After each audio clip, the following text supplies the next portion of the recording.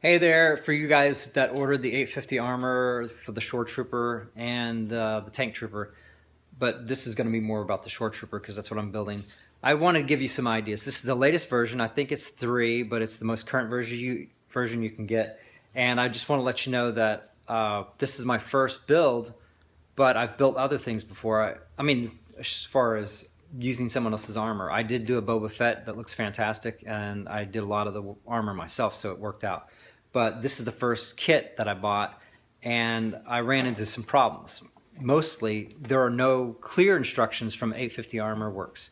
Not to bash them, I guess a lot of things they expect people to have background from either doing TK versions or other experience. But I just want to let you know that if you're going in like I did with not having experience with building these types of armor, that you might have a problem. I'm not saying you're gonna, but you might, because if you follow what they say on their website, you're gonna see basically pictures and maybe a few words that show things, but you're gonna find yourself zooming into pictures, trying to reverse engineer what they did. Here, so far, you can see that I've got the pieces put together. I've got the shoulder bells on here, the bicep armor attached, the rubber straps here attached, and the buckles, and also the back as well.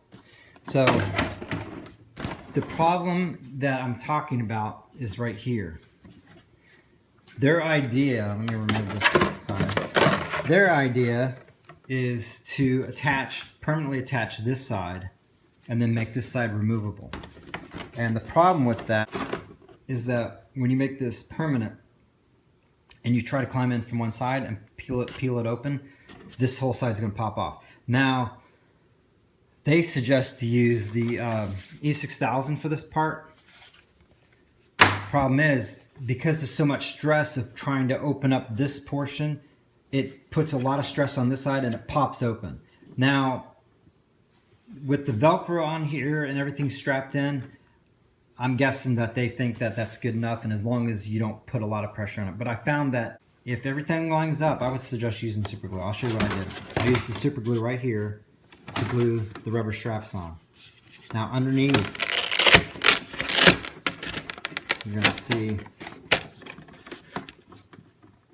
I super glued the soft side of the Velcro onto the strap. I tried to use the E6000.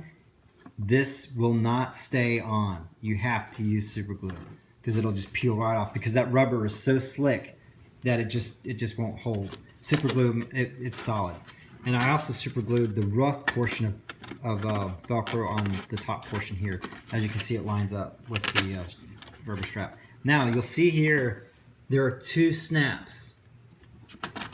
The snap in the back is to attach the front piece. The snap below is going to attach the shoulder bell that's attached also to the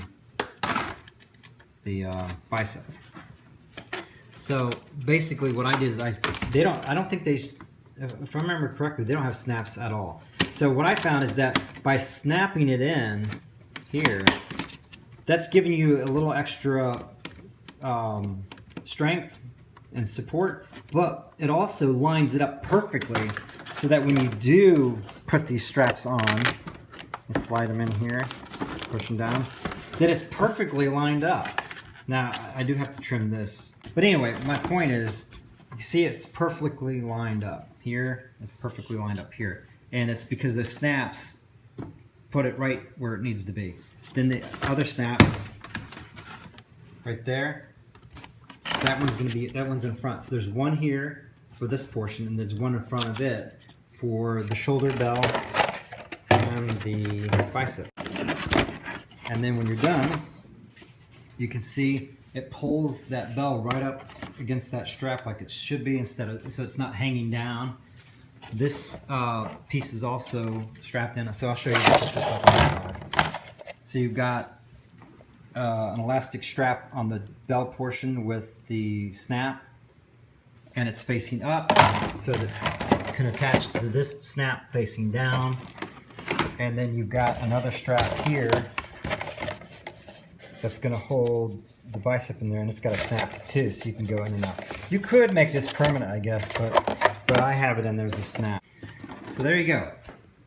when you get these two lined up, snapped in there, it's good to go, and it's solid. It's not going to move. And when I test fit it, it's pretty good. Now the other problem you're going to have is right here.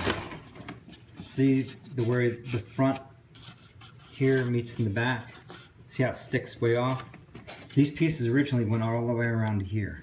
This piece went all the way around to here. So I had to keep cutting back, and I noticed on their webpage, meaning 850 Armor Works webpage, they cut theirs way back to here as well. But I'm gonna have to put Velcro in here, that same kind of Velcro I used under here, right here to hold that in. Oh, also there's Velcro down here, holding these two pieces together. It's right underneath this edge here, and it keeps those pieces together nicely. So I don't have the foam in here yet, but as you know, the foam will go in here, and then here, and then the back. And then there's one more thing, and then that I want to point out is that they don't clearly show you how you're supposed to cut these out. They're really nice, nicely detailed. This one was a little filled in, and I had to Dremel some of it out. But this, what I did is I lined it up to cut this edge so that these pieces come from the inside out. So you can see they're in there. So they come from the inside out, so that they're flush with this edge. Now you see there is some gap in there. I got to fill that in, and then sand it, and then before the final paint. So it works really well. I mean, they're really detailed, really nice. I like them. And oh, the other thing is this armor, like this, I don't know if I mentioned at the beginning, but it's really heavy duty. It's nice and thick. So I really like it. So just to wrap it up, I'm not complaining about their website. I'm not complaining about their instructions. I'm not complaining about their quality of the material. I really like all of it as far as the quality, but they just don't make it very clear for people like me who's going in this blind. I'm one of those guys that I do like to follow instructions just to make sure I got it all right. So anyway, I hope this helps. Not saying that their idea is wrong, it just did not work for me.